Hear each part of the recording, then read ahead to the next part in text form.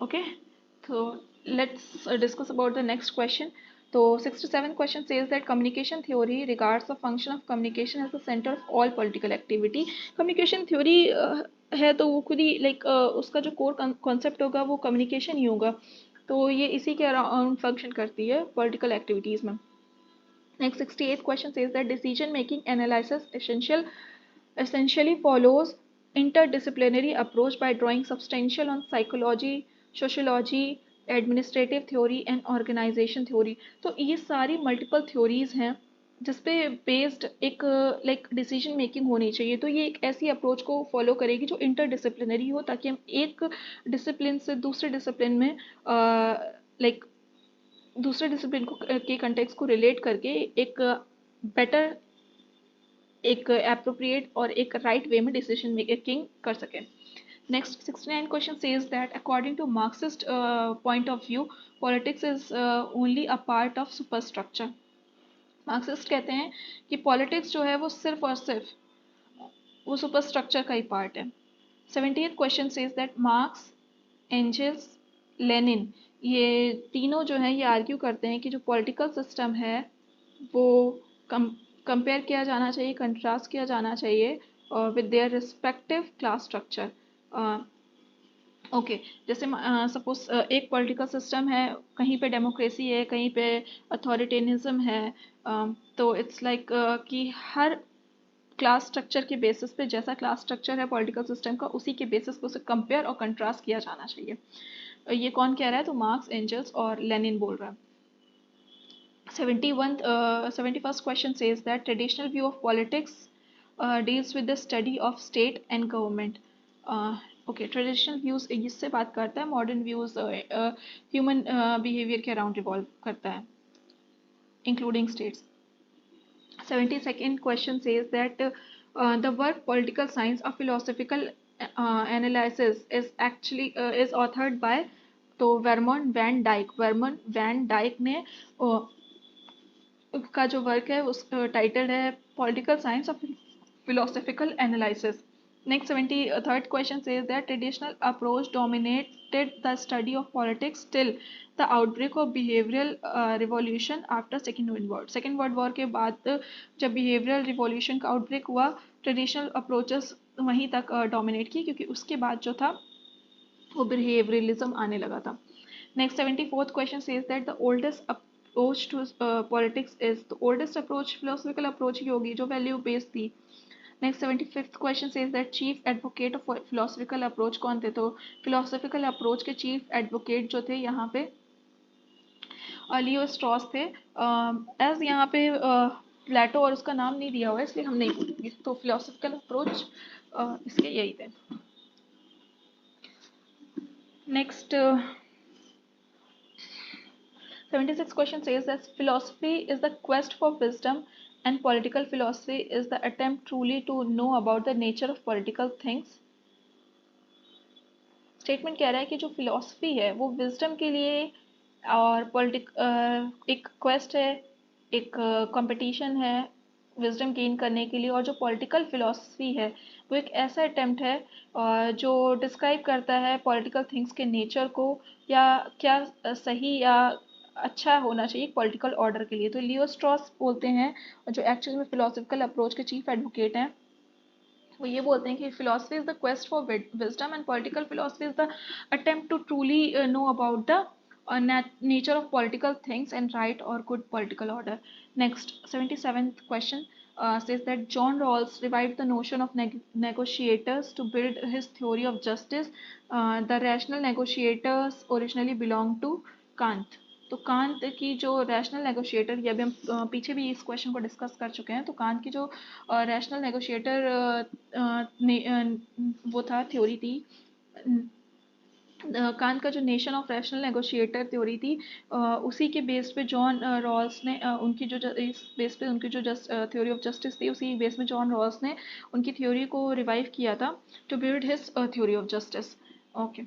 Next, 78th question says that who among the following developed his theory of rights and on moral grounds sought to limit the authority of states. तो Thomas Hill Green जो थे, उन्होंने theory of rights को develop किया था moral grounds पे, ताकि वो जो अथॉरिटी, स्टेट की अथॉरिटी उसको लिमिट कर सके। Next 79 question says that Leo Strauss जो थे वो फिलोसफिकल अप्रोच के जो थे वो चैम्पियन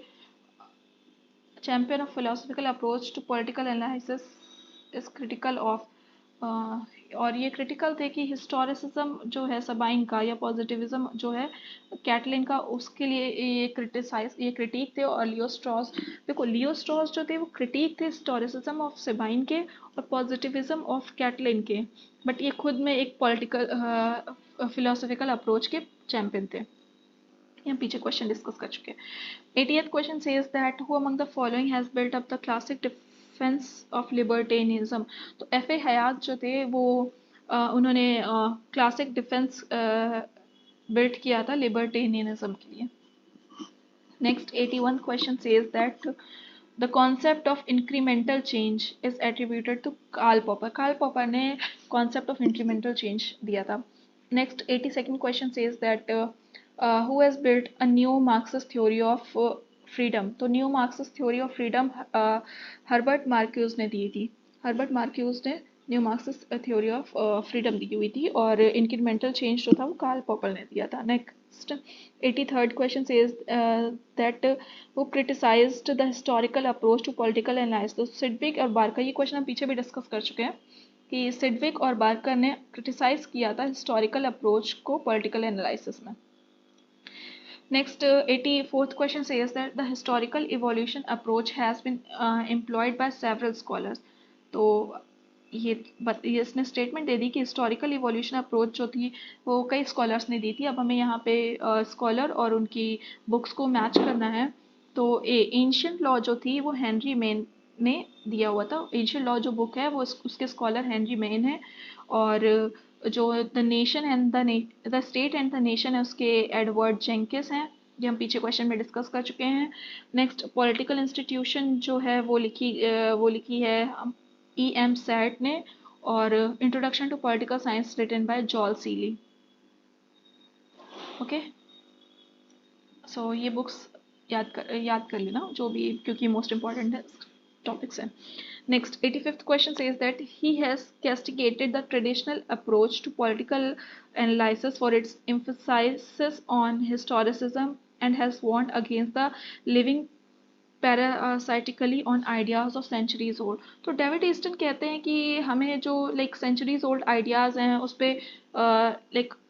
उस पे सिर्फ नहीं डिपेंडेंट रहना चाहिए कि एक पैरासाइट जिस तरीके से एक चीज़ में सेंचुरीज तक स्टिक रहता है जब तक उसको फूड मिल रहा होता है, तो हमें उस तरीके से हिस्टोरिकल आइडियाज़ पे पैरासाइटिकली नहीं रहना चाहिए, लिव नहीं करना चाहिए। इसलिए वो कहते हैं कि जो ट्रेडिशनल अप्रोच है वो कैस्टिकेट करती है, एम्फेसाइज करती है हिस्टोरिसिज्म पे, तो हमें उससे दूर रहना चाहिए। 86 क्वेश्चन सेज, ये किसने कहा था? डेविड ईस्टन ने कहा था। 86 question says that he has built theory of democracy by reverting to Aristotle and J.S. Mill while rejecting the Bentham's utilitarianism and contemporary elitism of Schumpeter and Hell। तो यहाँ पे एक पॉलिटिकल साइंटिस्ट की बात हो रही है। C.B. मैकपर्सन जो थे उन्होंने थ्योरी ऑफ डेमोक्रेसी बनाई थी, एरिस्टोटल और J.S. मिल के डेमोक्रेसी को रिवर्ट करके, और उन्होंने बेंथम की यूटिलिटेरियनिज्म को बिल्कुल रिजेक्ट किया हुआ था, और साथ ही साथ जो कंटेम्प्रेरी एलिटिज्म थ्योरी थी स्कम्पिटर की और डेल की, उसको भी उन्होंने रिजेक्ट कर दिया था। नेक्स्ट 87 क्वेश्चन सेज दैट, किसने किया था? C.B. मैकपर्सन ने। Next 87th question says that Plato has been the source of inspiration for many later scholars। तो ये which of the following group of scholars have been influenced by। तो प्लेटो से कौन कौन इन्फ्लुएंस हुए थे या कौन कौन उनके फेवर में थे? तो फेवर और अगेंस्ट थे बट स्टिल इन्फ्लुएंस हुए थे, तो वो थे क्रॉसमैन, कार्ल पॉपर, H.G. वेल्स। कि हीगल मार्क्स तो बहुत बाद में आए थे, ठीक है, और मिल भी काफ़ी बाद में आए थे और उनके वर्क से उतना नहीं इंस्पायर हुए थे, बट क्रॉसमैन, कार्ल पॉपर और एच जी वेल्स जो थे वो प्लेटो को एक सोर्स ऑफ इंस्पिरेशन के तौर पर मानते हैं। नेक्स्ट 83rd जो है एच जी, कार्ल पॉपर और क्रॉसमैन तो याद रहेगा, एच जी वेल्स को याद रखना। नेक्स्ट करेक्टली मैच करना है, यहाँ पे बताना है कौन सा जो है वो करेक्टली मैच है। तो ideologies and politics is actually written by Edward Shils. Next, 89 question says that who among the following describes the institutional approach to political analysis? कौन डिस्क्राइब करता है इंस्टीट्यूशनल अप्रोच को पॉलिटिकल एनालिसिस में? और political analysis as like routine description and pedestrian analysis of formal political structure and processes।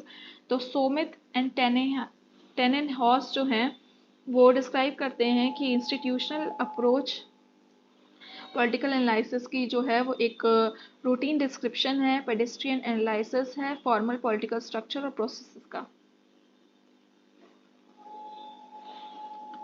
Next John Rawls जो है वो construct करते हैं उनकी थ्योरी ऑफ जस्टिस के सेलिब्रेशन में by drawing the methodology of Locke and Kant. तो Locke और कांत की जो भी मेथोडोलॉजी रही है रैशनल नेगोशिएटर वाली, उसको उसके बेसिस पे ये अपनी थ्योरी ऑफ जस्टिस को सेलिब्रेट करते हैं, John Rawls. Next 91st question says that which of the following work have not been authored by R M MacIver. R M MacIver के जो वर्क्स हैं वो हम लाइक लर्न करने चाहिए, इंपॉर्टेंट है। तो पहला उनका वर्क है the web of government. Next उनका वर्क है society, its structure and changes, and the last one is the modern state. Okay, और इंट्रोडक्शन टू पॉलिटिक्स जो है वो, sorry, introduction to political science जो है वो जॉन सीले का है।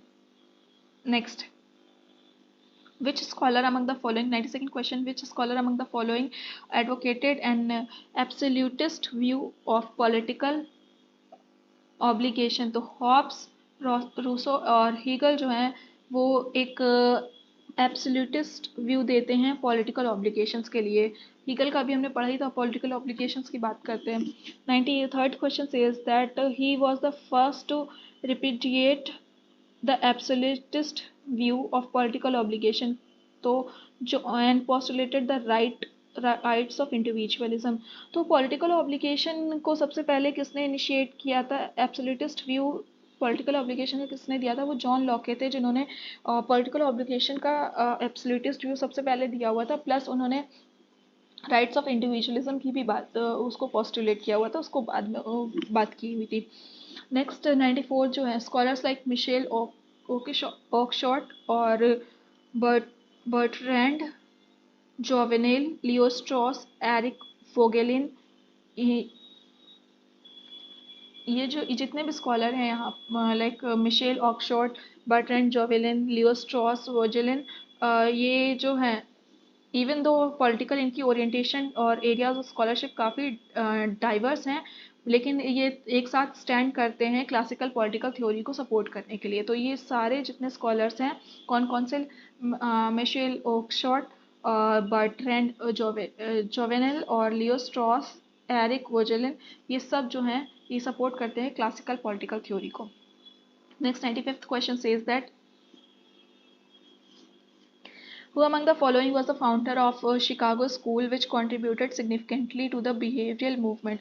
behavioral movement की बात की जाए तो यहाँ पे शिकागो स्कूल को कौन contribute significantly behaviour, like Chicago school के फाउंडर जो थे सी ई मेरियम, शिकागो स्कूल के फाउंडर सी ई मेरियम थे, उन्होंने कंट्रीब्यूशन दी थी बिहेवियरल मूवमेंट के लिए। ये कैनेडियन स्कूल का पीछे हम पढ़ चुके हैं, अभी शिकागो स्कूल का है। So these schools are like most important one and their particularly founders.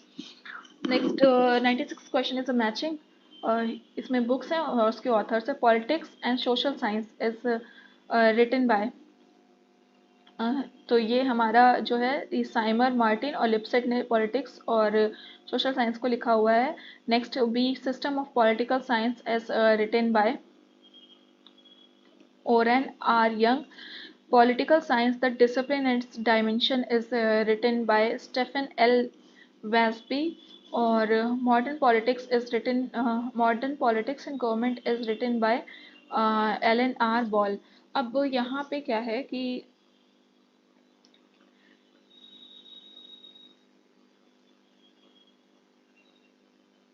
हमें ये देखना पड़ेगा कि यहाँ पे किसी तरीके का लिंकेज हो रहा है। सपोज हमें इनमें से कुछ भी नहीं पता है तो हम इस क्वेश्चन में क्या कर सकते हैं, तो हम इस क्वेश्चन में कुछ हिंट फाइंड कर सकते हैं।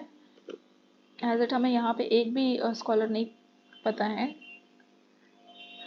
लेकिन कहीं ना कहीं मैंने पॉलिटिक्स एंड सोशल साइंस शायद पढ़ा हुआ है, तो इसका साइमर मार्टिन और लिपसेट मैंने पढ़ा हुआ है, तो हम ए का लाइक ए का 3 मार्क कर सकते हैं। तो ए का 3 जैसे ही मार्क करेंगे वैसे ही हमारे पास में आंसर आ जाएगा। ओके, नेक्स्ट बिहेवियरल अप्रोच के जो पायनियर हैं वो कहे जाते हैं ग्राहम बेल्स। इन्होंने क्या किया था, एक नई फाइंडिंग कंटेम्प्रेरी साइकोलॉजी को इंट्रोड्यूस किया हुआ था, ग्राहम वेलास। और ये हमने पहले भी पढ़ा था, एक साइकोलॉजिकल एक्सप्लेनेशन देते हैं सभी पॉलिटिकल प्रॉब्लम्स का। नेक्स्ट 98 क्वेश्चन सेज दैट एक बुक दी हुई है science and methods of politics, ये किसने लिखी हुई, तो जी कैटलिन ने लिखी हुई है। Next, the keyword of post behaviouralism are relevance and action. ये क्वेश्चन हम पीछे डिस्कस कर चुके हैं। पोस्ट बिहेवियरलिज्म के जो कीवर्ड है वो रिलेवेंस है और एक्शन है। Next question is says that behaviourism को किसने डिफाइन किया था, एक प्रोटेस्ट मूवमेंट पॉलिटिकल साइंस में जो एसोसिएट करता है number of political scientist mainly American political scientist को एसोसिएट करता है, और एक ऐसा प्रोटेस्ट है पॉलिटिकल साइंस में और ड्यूरिंग बिहेवियरलिज्म। ये किसने डिफाइन किया हुआ था, रॉबर्ट डेहल ने बोला था कि बिहेवियरलिज्म एक ऐसा प्रोटेस्ट मूवमेंट है जो number of political scientist mainly American को एसोसिएट करता है।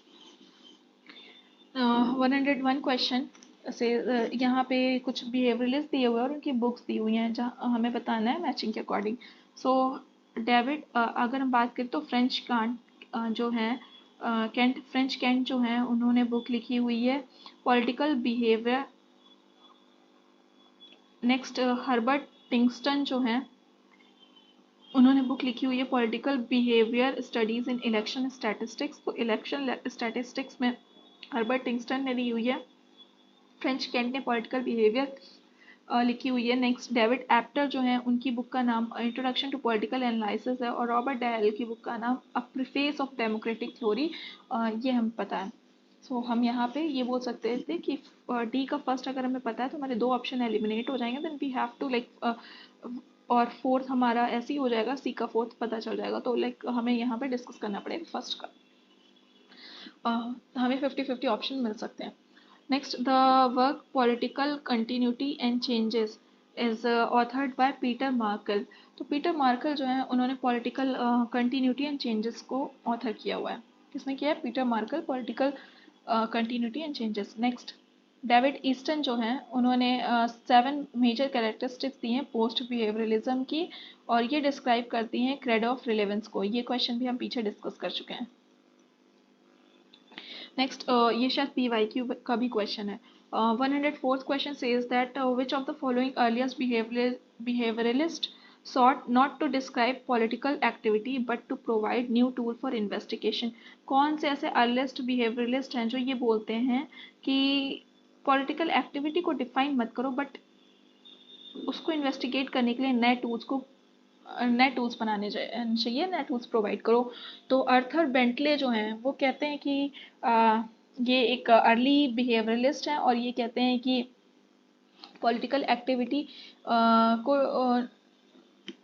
डिस्क्राइब करने की ज़रूरत नहीं है, बट उसमें एक नए टूल्स को प्रोवाइड करने की ज़रूरत है to better investigate the situation. Next, 105th question says that Charles Merriam, जिनको बिहेवियरल अप्रोच के पायनियर बोला जाता है, शिकागो स्कूल से बिलोंग करते हैं। उन्होंने लिखी थी न्यू एस्पेक्ट्स ऑफ पॉलिटिक्स। इनके ऑथर की बात की जा रही है, उनके वर्क की बात की जा रही है, तो न्यू एस्पेक्ट्स ऑफ पॉलिटिक्स हैं। 106th question says that who among the following argued that rise of behavioralism was symptomatic of a crisis of political theory because of its failure to come to grip with normative issues. So कौन है जो ये argue करते हैं कि जो behaviourism का rise है वो एक सिम्टोमेटिक वे में हुआ है पॉलिटिकल थ्योरी की क्राइसिस के टाइम पे, जब एंड ऑफ पॉलिटिकल थ्योरी की बात हो रही थी।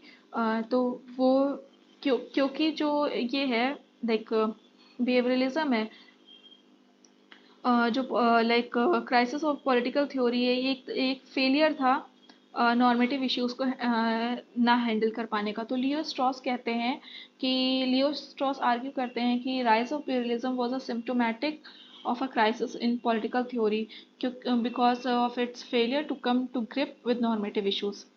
Next 107 question says that Kuhn Thomas कुन कुन है बट एच साइलेंट आएगा यहाँ पे if I'm not pronouncing it wrong.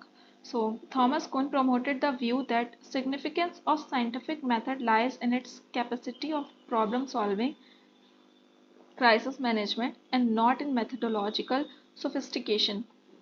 तो थॉमस कुन प्रमोट करते हैं ऐसे आइडियाज़ को या ऐसे साइंटिफिक मेथड के सिग्निफिकेंस को डिस्क्राइब करते हैं जो बताता है कि प्रॉब्लम सॉल्विंग कैपेसिटी या क्राइसिस मैनेजमेंट कैपेसिटी जो है वो साइंटिफिक मेथड के significance scientific view that significance of scientific method जो है वो लाई करता है प्रॉब्लम सॉल्विंग कैपेसिटी में या क्राइसिस मैनेजमेंट कैपेसिटी में, ना कि उसके मेथोडोलॉजिकल सोफिस्टिकेशन में।